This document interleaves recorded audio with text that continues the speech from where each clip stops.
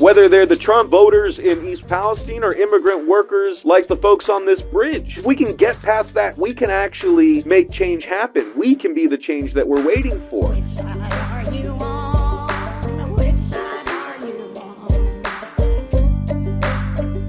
on? The Lever has been doing great reporting, and you know, they were really great on the East Palestine stuff as well. They found that the company that chartered this cargo ship also was sanctioned by the Labor Department for retaliating against an employee who reported unsafe working conditions. In its order, the department found that Maersk had a policy that requires employees to first report their concerns to Maersk prior to reporting it to the Coast Guard or other authorities. It seemed like, I can't find it right now, but was that same ship involved in another accident? Yeah, so I believe it was in 2016 in Antwerp. The ship didn't have like a catastrophic accident, but it did, like, you can see pictures of it online where it like ran into a concrete siding in the port of Antwerp. And then the other detail that is worth looking at was, I believe it was last year, the ship was sighted in a port in Chile for having propulsion issues. Right. But you know what the company and what, you know, people of a certain disposition will point out is that, you know, the ship did also receive, you know, a passing grade here in the US. I believe the last one was in September. Right. So, like, again, there's a lot to sort of unpack here because, like, again, one side is going to try to kind of do what they always do, what they did in East Palestine and everywhere else, is they're going to try to say that this is a contained freak accident that couldn't have been avoided, or, like, you know, if it did, like, here are the unique circumstances that led to this contained and unique catastrophic incident.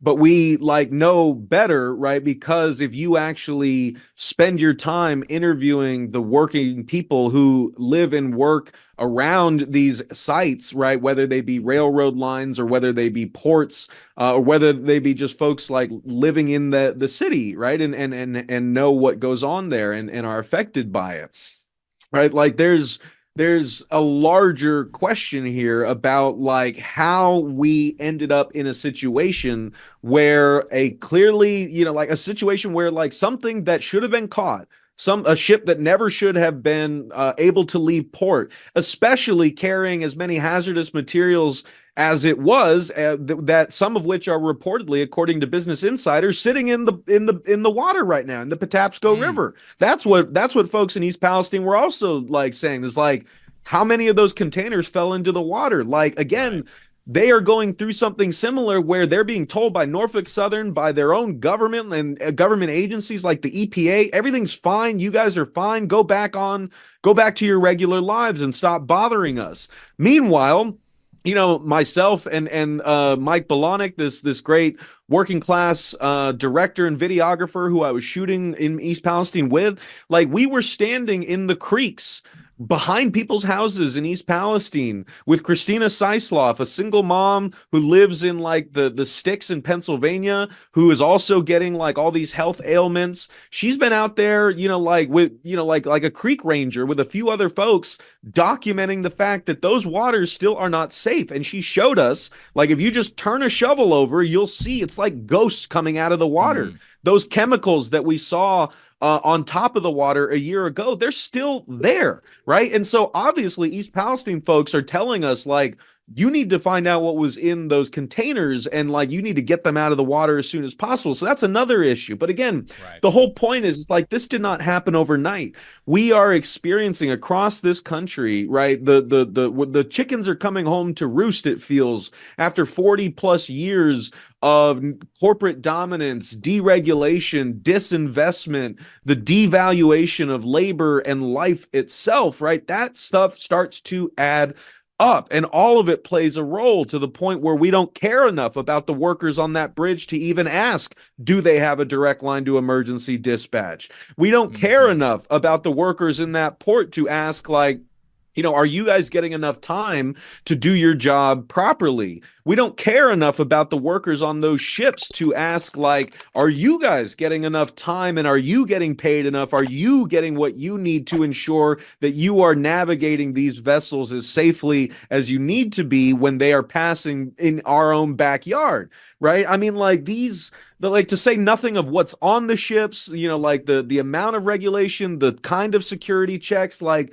there are so many resonances here with like what I'm seeing in other industries, and I'm not jumping to conclusions and saying I know exactly like the source of this failure. But again, you can't do the work that we do and talk to people around this country who are experiencing similar things and not see the connections here. So that's kind of where we are right now. I mean, like, again, like, everyone's sort of racing to talk about what this is going to mean for the economy. There's just a rash of conspiracy theories like floating around there. Like, people are already kind of racing past, right, the 6 men who died on that bridge. 8 fell into the water that we know of. 2 were recovered that morning, one of whom went to the hospital. The other reportedly refused emergency services.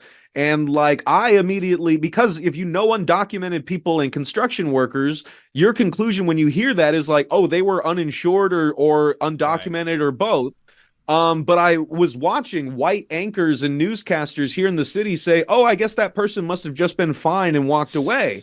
And like, that's the kind of situation we're in, where like these workers who were already basically invisible to our society have only become momentarily visible in death. And this is happening at a time when Donald Trump, one of the 2 leading like presidential candidates in this country, leading one of the 2 major parties, could be president again. He's out there saying that immigrants are poisoning the blood of this country, and people are believing it. I went on Democracy Now! And like made a passionate plea to people to like, please see us as human beings, for God's sake, because while you're out there saying that we're criminals and rapists and like we're coming to destroy the country and we're sucking all the government money out, this is what we're actually doing. We're working at night, filling your potholes so that you could have a good drive to work and we can put food on the table for our families. Like, I just had an incredible podcast conversation yesterday in a Mexican restaurant in town, El Taquito Mexicano in Fells Point, where I met with like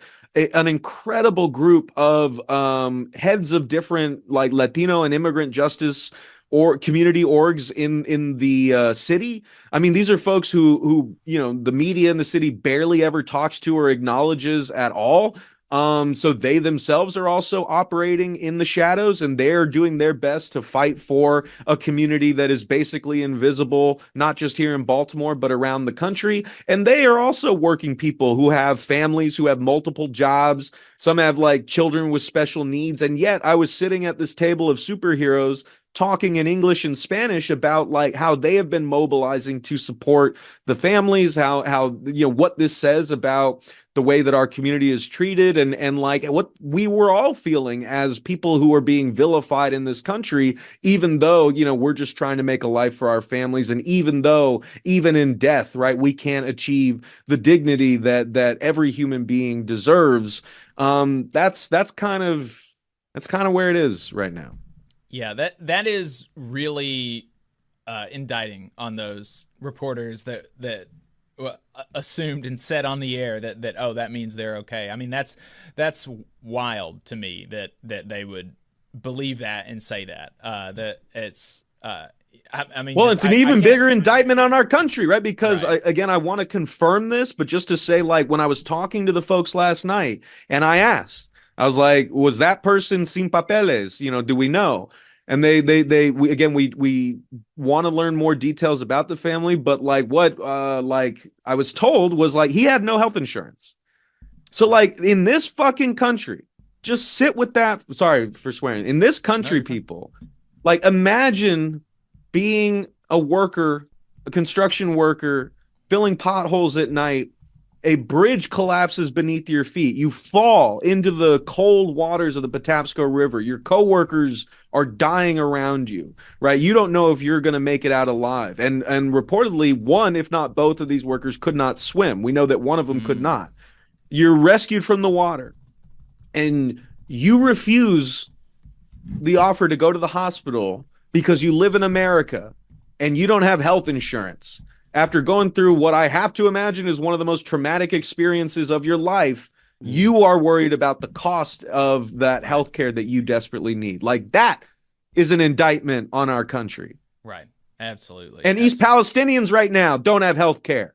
That is an indictment on our country. That's why we're trying to get Biden to invoke the Stafford Act and guarantee these folks government-funded health care, because their ailments and bills are piling up. Like, what a horrendous state for our country to be in. And when are we going to, like, band together as a class across political lines, union, non-union, whatever? Like, when are we going to start banding together and say, like, this is not good enough? We will be forgotten no more, and we deserve health care. We deserve to be able to drink our water and for our children to breathe the air without getting nosebleeds or cancer, right? I mean, this is how bad things have gotten.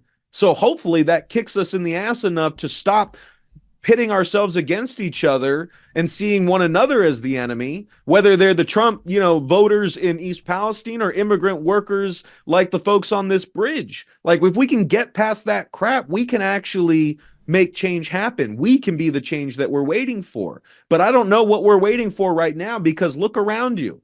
Things are really dire and people are suffering. Hey, 5 seconds, just wanted to say that this is only possible because of our donors. If you want to see more of this, then consider donating yourself at tvlr.fm/donate. Right. And it's absurd to not kind of look to the state of things for an answer as to why this happened in East Palestine, or in Baltimore, just like we did as things initially started breaking in East Palestine, because of, just because the boat passed an inspection doesn't mean that, everything was great. I mean, we've seen the state, through multiple examples, the state of our regulatory system and how it's kind of falling apart at the seams, and it is not catching the things that it's set up to catch. And so that was the defense of Norfolk Southern, right. was like, we were complying with all regulations. And then people could either, you had a decision to make there. You could either say, oh, okay, well, then I guess it was fine. Or you say, like, how bad are our regulations if that was okay? Right? If that train carrying that many hazardous materials that no one knew, very few people actually knew what was on that train. And not only that, but I mean, like, again, the hot box detectors that picked up the ambient rise in heat of the bearing, miles away from East Palestine, like that. Those hot box detectors are not regulated by the government. They're regulated by the companies. The company decides what the threshold is to like, if it gets above this heat, then, we'll relay it to the dispatch office and they'll relay it to the crew on the train. Like, that's another example of what deregulation looks like, where those layers of security are stripped away and the company's profit motive is driving the decisions that are made. And this is what happens. So you're absolutely right, Jacob. The problem, one of the many problems with East Palestine and with this is not that the ship or that train were up to code. It's that the code is not up to the right standard, right? I mean, because those codes have been watered down and negligent government officials have let companies do it for years on end. Democrats and Republicans have participated in this. And and it's like the FAA paying Boeing employees to do the FAA's job in certain instances. I mean, it's all just a mess. But that's a good segue to East Palestine and your conference or convention that y'all had last week to ask Joe Biden to call on Joe Biden to invoke an act that would give people in East Palestine health care. Tell us the act and the authority that Joe Biden has there, and the event that y'all had last week and how it went, and what are some of the next steps. Yeah, I appreciate that. And I just want to, by way of bridging the two, I want to let folks know, again, I talked to these incredible organizers and pillars of the Latino community here in Baltimore last night. They were the ones who started the original GoFundMe. That was the Latino Racial Justice Circle, which, again, these are all volunteers, right? But they started that GoFundMe for the families of the 6 brothers that we lost this week. But they were, I think one silver lining, one ray of hope is that they were quickly overwhelmed by the response, right? So even though part of the country is demonizing us, the response from people wanting to help, wanting to show solidarity from East Palestine to around the country, the fact that the Latino Racial Justice Circle had to close the GoFundMe because they were getting so many donations that they were worried, they wanted to be fully transparent. They wanted to make sure that the families got every ounce of that money. So they made the decision to essentially work with the city to offload that fundraiser, and now that fundraiser is being run through the city. So if folks want to donate to that fund for the families of the Keybridge 6, it is there on the Baltimore City's website. I've also posted it online. I can share it with you guys after this interview, but if you want to help, that is one way that you can. Same goes for East Palestine. Again, one of the reasons that we are this coalition, this new coalition that's formed called Justice for East Palestine Residents and Workers, right? This has come out of, a year's worth of, folks like me, but not just me. There's the East Palestine Unity Council. There are residents, across the East Palestine who are not part of the Unity Council. There are railroad workers. There were union reps, mainly local and regional, including local presidents who came there and were not permitted to speak on behalf of their unions, but who were saying, I'm here anyway because this is what's right? And therein lies another issue. Labor needs to get off its ass and start helping East Palestine. These are your brothers and sisters. Again, one of Jamie Wallace from the Unity Council, she's a former SEIU member. Chris Albright is a LIUNA member. Darren Gamble, who I've also interviewed, is a retired bricklayer, right? I mean, these are our brothers and sisters, and they are dying. Their families have been poisoned by this crap. And they were exposed to chemicals in that unnecessary and catastrophic derailment, and the decision to vent and burn 5 cars worth of vinyl chloride, which the manufacturer of that vinyl chloride said was not necessary, but what we all suspect Norfolk Southern pressured local officials to make the decision to vent and burn those contents, not because the contents were going to explode and there was going to be shrapnel going for miles around, but because they wanted to clear the way and get those rail lines open again because they're a massive moneymaker. I saw those trains going through every 20 minutes when I was standing in East Palestine, right? So, I mean, again, I say that that exposure to those chemicals, even if those chemicals have dissipated since then, a lot of it is still in the soil, a lot of it is still in the water. I could taste the metallic taste in my mouth when I was standing near Chris Albright's house. It got worse when I stood next to the derailment site. You get a sort of mouth numbness, people are still in their homes, racking up bizarre ailments, really unique ailments. It has all the hallmarks of an industrial poisoning accident, like 3 Mile Island or anything like that. And we're going to see the effects in the bodies of these people over the coming years. And yet, again, the country's just moved on. Biden finally got there in February of this year and basically said, you're welcome for delivering for you. Bye. Norfolk Southern is out there telling people you're not going to get another dime from us. They're cutting people off from this aid, and they're what they're doing there is so despicable. And I need people out there watching this to care about it, right? Because what I told people in East Palestine is, and what our coalition really represents, is that it's, and again, I know this because I talk to workers around the country, as you guys do.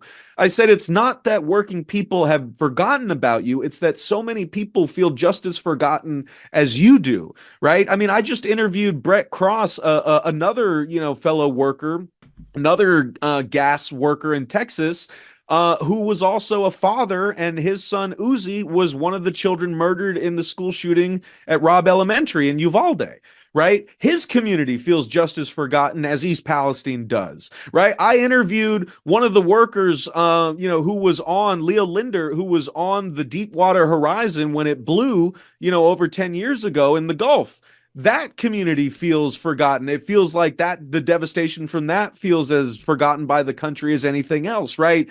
We need to band together as a coalition of the forgotten, right? The forgotten workers on strike, like the Pittsburgh Post-Gazette workers or the Warrior Met coal strikers, who we both tried to cover throughout their 2+ year strike, right? I mean, workers who have been, like the Latino organizers told me yesterday, right? A lot of immigrant workers in this community are still and are going to keep being impacted by COVID, right? I mean, people are dealing with long COVID because they were working in conditions where they didn't have the kind of protections, and if they were undocumented, they did not have access to like the stimulus checks and like the unemployment benefits. So they had to go to work. They got sick. A lot died. A lot are still getting sick, right? They feel just as forgotten as East Palestine does. And as we're worried Baltimore will be, and Baltimore has been forgotten for so many years. I mean, this city's been losing population for decades. We've been disinvested from,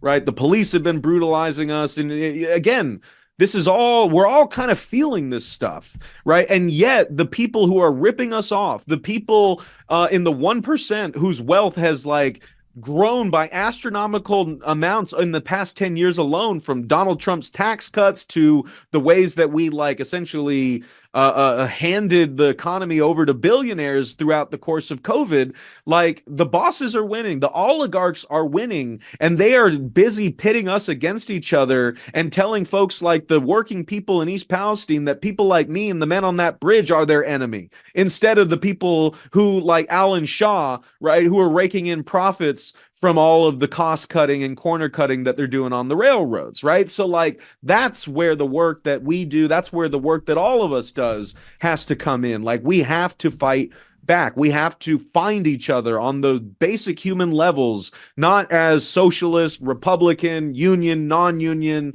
Democrat, Republican, whatever, right? We need to find each other on that level of just basic humanity, right? You know, human beings, fellow workers, fellow neighbors, people who want to provide for our families, breathe clean air, drink clean water, be left alone so we can enjoy our one time around on this earth with our family, like not have to work every day, every hour of our day just to put food on the table, right? I mean, like, those are the kind that things have gotten so bad that those are the most basic common foundations upon which we need to unite. But if we do, I promise you all, we can actually win and we can make real change happen. You just saw a clip from the Valley Labor Report. We are live every Saturday morning from 9:30 a.m. till 12:30 p.m. And we pride ourselves on keeping all of our content free to everybody so that we can talk to as many working folks as possible. If you support the work that we're doing, you think that it's important, you think that it's good, then consider making a monthly contribution to the project, and you can do that on our website, tvlr.fm.